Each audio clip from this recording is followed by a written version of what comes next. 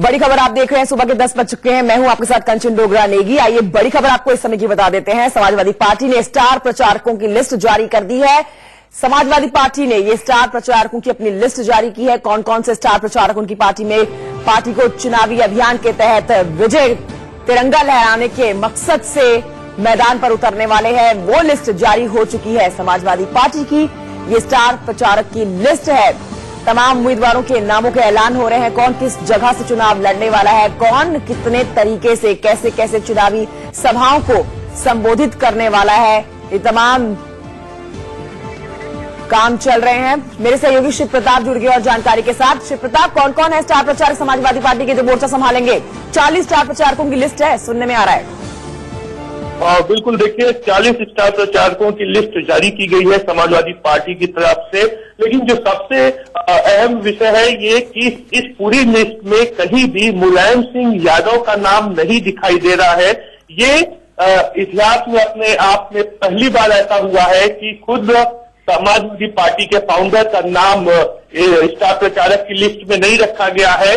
उसकी जगह तमाम बड़े नाम हैं, जिसमें कि डिंपल यादव भी है, जया बच्चन भी है, आशु मलिक है, राम गोपाल यादव है, अहमद हसन है, राम गोविंद चौधरी, आजम खान, शाहिद मंजूर, महबूब अली जैसे तमाम स्टार प्रचारकों की लिस्ट नाम रखे गए। लेकिन मुलायम सिंह यादव का नाम इस पूरी स्टार प्रचारक की लिस्ट से गायब है। जी, मुलायम सिंह यादव का नाम इस लिस्ट में नहीं है। क्या माना जाए कि आने वाले कुछ समय में शायद मुलायम सिंह यादव का नाम सामने आ जाए, क्योंकि वो तो पार्टी के मुखिया माने रहे हैं हमेशा।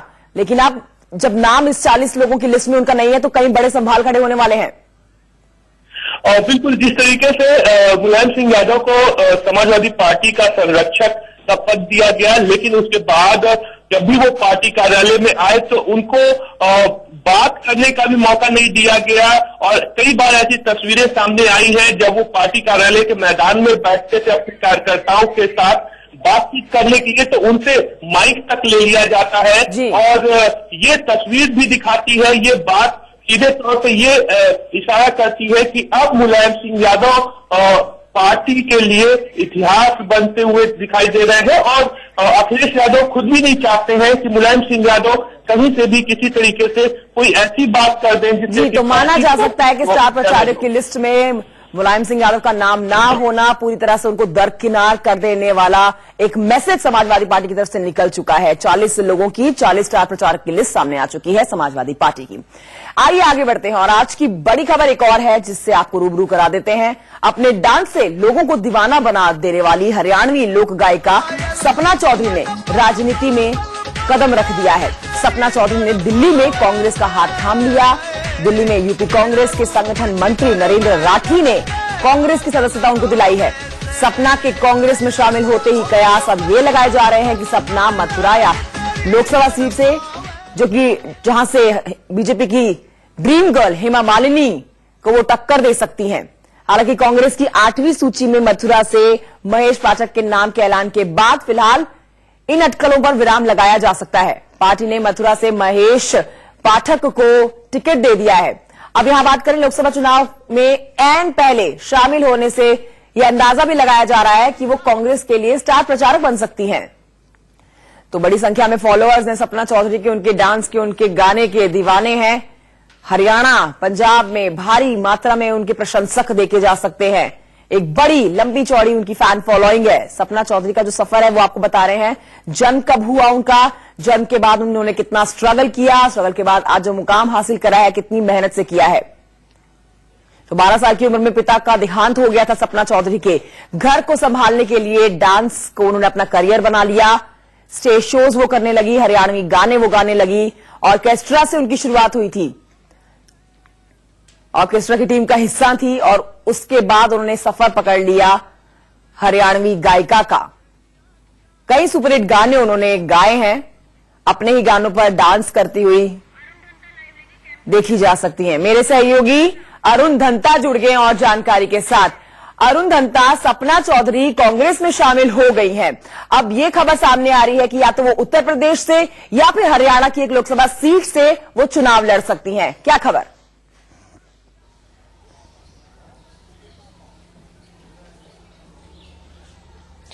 देखिए, बिल्कुल एक लंबे समय से कयास लगाए जा रहे थे कि सपना चौधरी कांग्रेस का हाथ थामने वाली है और ये कल फाइनल हो गया जब उन्होंने जो है वो कांग्रेस को ज्वाइन कर लिया। ज्वाइन करने से पहले जो ज्योतिरादित्य सिंधिया है जनरल सेक्रेटरी उत्तर प्रदेश के, उनसे मिली, प्रियंका गांधी से भी वो मिली और फाइनली जो है उन्हें कांग्रेस में ले लिया गया। अब बड़ा जो सवाल ये उठ रहा है कि आखिर वो कहां से चुनाव लड़ेगी, क्योंकि देखिए हरियाणा की वो रहने वाली है, रोहतक में उनका जन्म हुआ है और वो जाट कम्युनिटी आती है। तो अगर जिस तरह से जिस स्पेक्यूलेशंस हैं, जिस तरह से चर्चा है कि वो मथुरा से हेमा मालिनी के अगेंस्ट चुनाव लड़ सकती हैं, वो उसका रीजन यही है कि वहां पर जो है वो जाट कम्युनिटी के बहुत सारे लोग हैं। तो एक वो उनका वोट बैंक वहां पर बन सकता है, उनके थ्रू उनको इन्फ्लुएंस किया जा सकता है, क्योंकि हम सब लोग जानते हैं कि सपना चौधरी को जो है वो जितना ज्यादा पॉपुलैरिटी मिली है, चाहे वो सोशल मीडिया हो या वैसे भी हो, चुनाव लड़ने की, उसको तो खारिज कर दिया गया है, क्योंकि अभी जो लास्ट लिस्ट कांग्रेस की जारी हुई है उसमें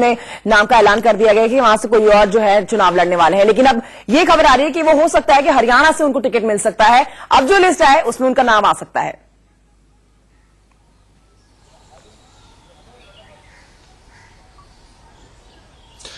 बिल्कुल, अब देखने वाली बात यह होगी कि आखिर उन्हें कहां से टिकट मिलता है। अगर हरियाणा में भी उन्हें टिकट मिलता है तो कौन सी जगह से टिकट मिलता है। इतना श्योर है कि उन्हें टिकट जरूर मिलेगा। वही कारण है कि उन्हें कांग्रेस पार्टी में इस समय ज्वाइन करवाया गया, क्योंकि कांग्रेस के लिए इस समय जो है वो स्थिति काफी मुश्किल बनी हुई है और एक सीट पे भी अगर आप देखें, खासतौर पर हरियाणा में, वो निकालना इस समय बहुत मुश्किल है। उनके हमने बाई इलेक्शन में भी देखा, उसमें भी जो है कांग्रेस को मुंह की खानी पड़ी थी।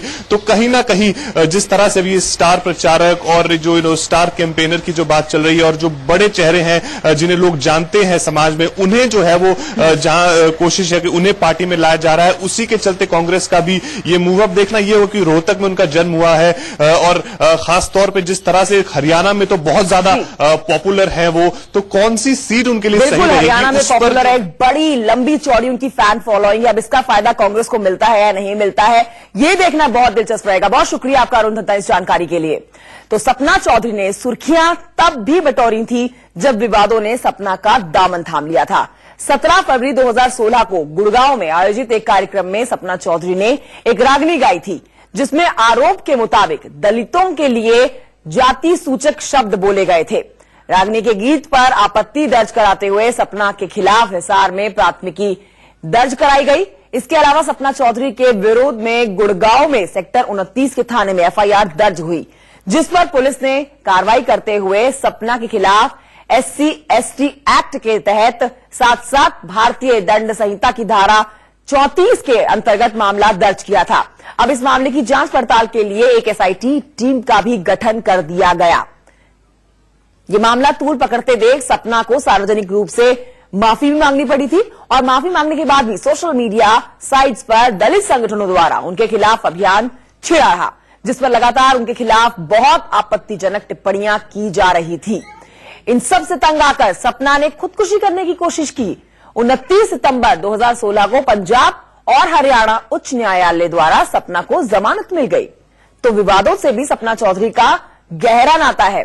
कैसे कैसे वो विवादों में फंसते हुए आगे बढ़ी हैं, खुदकुशी करने की भी कोशिश की उन्होंने, फिर उन्होंने अपने आप को संभाला और एक बार फिर से स्टेज शोज करते हुए नजर आई, अपने गानों पर थिरकती हुई नजर आई।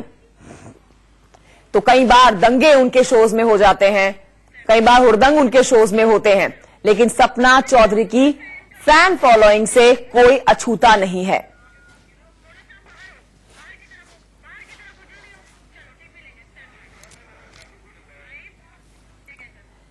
तो बीजेपी आज से लोकसभा चुनाव के लिए अपने प्रचार को धार देने जा रही है। पार्टी 24 और 26 मार्च को विजय संकल्प सभा के माध्यम से 2019 लोकसभा चुनाव अभियान का शंखनाद फूकेगी। इन 2 दिनों में पार्टी ताबड़तोड़ 500 रैलियां करने वाली है और जनसभाएं करने वाली है। विजय संकल्प सभाओं के माध्यम से बीजेपी अपने 5 सालों के दौरान प्रधानमंत्री नरेंद्र मोदी के नेतृत्व वाली सरकार का लेखा जोखा देगी। वहीं कांग्रेस और कुछ अन्य विपक्षी दलों द्वारा देश के सुरक्षा बलों के शौर्य पराक्रम का अपमान करने की होड़ पर देश की जनता को आगाह भी करेगी बीजेपी। तो 3 तस्वीरें आपके सामने हैं। आज से बीजेपी की ताबड़तोड़ रैलियां, सभाएं। अब कौन कहां पर स्टार प्रचारक पहुंच रहा है, देखिए अमित शाह जो हैं आगरा में होंगे आज के दिन, आज ही के दिन लखनऊ में होंगे राजनाथ सिंह, जहां से वो चुनाव लड़ रहे हैं। साथ ही आपको बता दें कि नागपुर पर नितिन गडकरी जो है जिम्मेदारी संभाले हुए हैं। सुषमा स्वराज की बात कर लें तो आज गौतम बुद्ध नगर गाजियाबाद से वो नजर आने वाली हैं। रविशंकर प्रसाद पटना में होंगे। आज 24 मार्च है, रविवार का दिन, लेकिन चुनावी लहजे में देखें तो आज स्टार प्रचारक पूरी तरह से जनसभाएं करते हुए नजर आएंगे। जेपी नड्डा भी आज चुनाव सभा को संबोधित करेंगे। पीयूष गोयल बरेली में आज रहने वाले हैं। ये स्टार प्रचारक हैं बीजेपी के, जो मोर्चा संभाले हुए हैं। तमाम नेता, मंत्री, सांसद, विधायक, हर कोई अपने तरीके से जनता को संबोधित करता हुआ नजर आएगा। तो लोकसभा चुनाव में जीत को पक्का करने के लिए हर पार्टी सारे समीकरणों को देखते हुए अपनी अपनी पार्टी के उम्मीदवार घोषित कर रही है। इसी कड़ी में बीजेपी ने अब तक उम्मीदवारों की 5 सूची जारी कर दी है, जिसमें 286 उम्मीदवारों के नामों का ऐलान कर दिया गया। इसमें कर्नाटक की एक सीट पर निर्दलीय उम्मीदवार का समर्थन भी शामिल है। सबसे खास बात यहां पर यह है कि झारखंड, गुजरात और हिमाचल प्रदेश में बड़ा फेरबदल करते हुए कई लोगों के टिकट काटे गए हैं और कई नए चेहरों को मौका दिया गया है। तो बीजेपी ने एक के बाद एक ताबड़तोड़ तरीके से लिस्ट जारी करती हुई नामों को ऐलान करते हुए अब तक 285 नामों का ऐलान कर दिया है। कई लोगों के टिकट काटे गए हैं, लेकिन ये एक संदेश दिया गया है कि नए चेहरों को, नए लोगों को पार्टी में जगह दी जानी चाहिए, सबको मौका मिलना चाहिए और उन नए चेहरों पर भरोसा जताते हुए कई नए चेहरों को शामिल किया गया है। सबसे बड़ा फेरबदल जो है हिमाचल प्रदेश में देखने को मिला है। कई लोग जो है वो नए पार्टी में शामिल हुए हैं और पहली बार चुनाव लड़ने के लिए मैदान में आए हैं। 3 तस्वीरें आपके सामने स्टार प्रचारक की है। बीजेपी के ये बड़े स्टार प्रचारक, जिसमें आज आपको बताएं कि आगरा में रहने वाले हैं अमित शाह, नागपुर में होने वाले हैं आज नितिन गडकरी और लखनऊ में नजर आएंगे राजनाथ सिंह। चुनावी सभाएं करते हुए जनता से एक के बाद एक तरीके से ताबड़तोड़ रैलियां करते हुए, अपनी पार्टी की उपलब्धियां बताते हुए और कामों को लेकर दावे करते हुए 5 साल और मजबूती से जनता की सेवा करने के लिए, बिताने के लिए ये वादे करते हुए, चुनावी वादे ऐलान करने के लिए ये बीजेपी के स्टार प्रचारक हैं जो आज नजर आने वाले हैं। 24 मार्च का आज दिन है, रविवार का दिन है, लेकिन आज ये बीजेपी के स्टार प्रचारक जो हैं, बड़े चेहरे जो हैं, जनता के बीच में होंगे। जनता से बात करते हुए, उनकी समस्याएं सुनते हुए, उपलब्धियां बीती 5 साल की बताते हुए, साथ ही भरोसा लेते हुए कि आगे अब आएंगे तो और काम करेंगे आपके लिए। तो आप देख सकते हैं कौन कहां पर आज रहने वाला है मौजूद। 24 मार्च का रविवार का दिन, जेपी नड्डा संभालेंगे, संभल में होंगे यूपी के, बरेली में होंगे आज पीयूष गोयल। बहुत अहम आज का दिन, आज के दिन ही तमाम ये पार्टी बीजेपी के बड़े चेहरे जो हैं जनता के बीच में मौजूद रहने वाले हैं। वहीं अब से कुछ देर पहले आपको हमने ये भी बताया कि समाजवादी पार्टी ने भी अपने 40 स्टार प्रचारकों की लिस्ट जारी कर दी है। और इसी बड़ी खबर पर आइए रुक करते मेरे सहयोगी शिव प्रताप का, जो जुड़ गए हैं हमारे साथ। शिव प्रताप, अभी आपसे बात कर रहे थे तो आपने बताया कि किस तरह से समाजवादी पार्टी ने भी 40 स्टार प्रचारक की लिस्ट जारी कर दी है, लेकिन आज जमीन पर हमें बीजेपी के स्टार प्रचारक जो है वो नजर आने वाले हैं।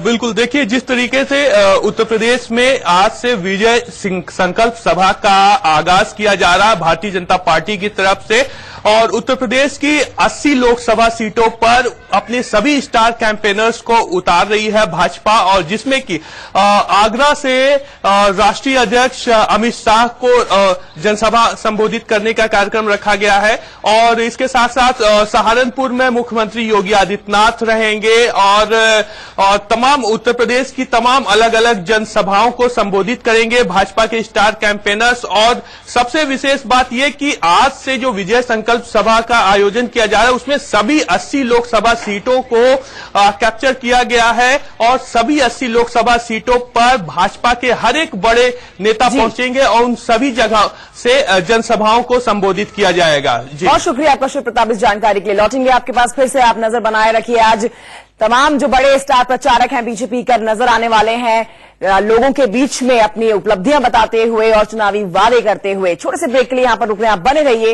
इंडिया न्यूज के साथ। आपको बता दें, राहुल गांधी की प्रधानमंत्री नरेंद्र मोदी पर हमला करने की खबरें सामने आ रही है। एक बार फिर से उन्होंने प्रमोशन से अभिभूत बताया है। राहुल गांधी नफरत की राजनीति के लिए याद करूंगा कह रहे हैं। प्रधानमंत्री नरेंद्र मोदी पर निशाना एक बार फिर से साधते हुए राहुल गांधी नजर आए हैं। एक इंटरव्यू में उन्होंने बात बोली है कि नफरत की राजनीति के लिए हमेशा याद करूंगा राहुल गांधी। एक अखबार में इंटरव्यू में राहुल गांधी ने प्रधानमंत्री नरेंद्र मोदी पर हमला किया है। मोदी जी खुद के प्रमोशन से अभिभूत राहुल गांधी। तो ये आपको मुख्य अंश दिखा रहे हैं उस इंटरव्यू के जो राहुल गांधी ने इंटरव्यू दिया और उसमें करारा हमला प्रधानमंत्री नरेंद्र मोदी पर एक बार फिर से किया। हर मोर्चे पर प्रधानमंत्री नरेंद्र मोदी को घेरते हुए रफाल के मामले में, जीएसटी के मामले में, देश में भ्रष्टाचार, नौकरियां नहीं लगने की युवाओं के मामले में हर तरफ से प्रधानमंत्री नरेंद्र मोदी को आड़े हाथों लेते हुए राहुल गांधी इस इंटरव्यू में नजर आए और करारा हमला बोला। नफरत की राजनीति के लिए हमेशा याद करूंगा प्रधानमंत्री नरेंद्र मोदी को, राहुल गांधी ने कहा एक इंटरव्यू में। तो उसी इंटरव्यू के आपको हम महत्वपूर्ण मुख्य अंश दिखा रहे हैं। राहुल गांधी हर दिन अपनी जनसभाओं में लोगों के बीच में जब उतरते हैं तो प्रधानमंत्री नरेंद्र मोदी पर वार करते हुए नजर आते हैं। राहुल गांधी कांग्रेस के अध्यक्ष जिन्होंने एक बार फिर से नफरत की राजनीति के लिए प्रधानमंत्री नरेंद्र मोदी पर कटाक्ष किया और कहा कि नफरत की राजनीति के लिए हमेशा प्रधानमंत्री नरेंद्र मोदी को याद किया जाएगा। आइए आगे बढ़ते हैं। अमेठी से स्मृति ईरानी की बीजेपी उम्मीदवार बनाए जाने के बाद राहुल गांधी के 2 जगहों से चुनाव लड़ने के कयास लगाए जा रहे हैं। उम्मीद की जा रही है कि राहुल अमेठी के अलावा केरल के वायनाड या फिर दक्षिण भारत की किसी सीट से चुनाव लड़ सकते हैं। अमेठी कांग्रेस की तमाम इकाइयों ने भी ये प्रस्ताव पास कर दिया है कि राहुल को अमेठी के अलावा दक्षिण भारत की भी एक सीट पर चुनाव लड़ाना चाहिए। मेरे सहयोगी रजत राकेश टंडन जुड़ गए और जानकारी के साथ। रजत राकेश टंडन, ये बहुत ही अहम बात हो जाती है अपने आप में जहां पर राहुल गांधी 2 सीटों से चुनाव लड़ने की बात कर रहे हैं। अमेठी तो है ही है, इसके अलावा दूसरी कौन सी सीट मानी जाए?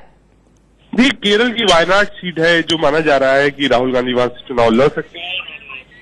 इसकी पीछे बड़ी चीज ये है कि एक जमाने में चिकमंगलुरु से और मेदक सीट से इंदिरा गांधी की चुनाव लड़ी, उसके बाद कांग्रेस को डिवाइड किया था। सोनिया ने भी जो चुनाव लड़ा था वो डाउन साउथ यानी बेल्लारी सीट से लड़ा था, सुषमा स्वराज को हराया था।